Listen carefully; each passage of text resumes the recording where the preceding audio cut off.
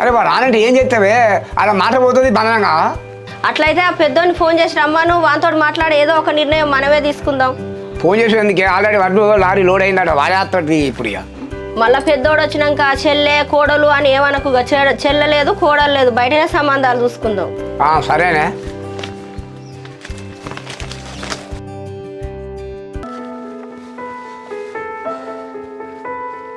ఇక్కడ కూర్చొని ఏం చేస్తాను, ఒక 10 నిమిషాలు నువ్వు ఫ్రీగా ఉంటే నీతో మాట్లాడే పని ఉన్నది. ట్రాక్టర్ వస్తా అని చెప్పేసి అన్నది, ఆయన కోసం వెయిట్ చేస్తాను. ఫ్రీగా ఉన్నా చెప్పేంటో. అదే ఇంటికి మామ వచ్చిపోయింది కదా, చెల్లెకు నీకు పెళ్ళని అన్నారు కదా, దాని గురించి మాట్లాడదాం అనుకుంటున్నాను.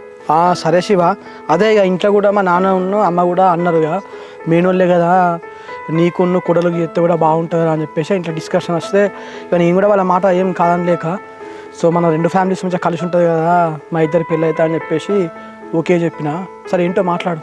కరెక్టే, మీ ఆలోచన కూడా అంత బాగానే ఉన్నది, కానీ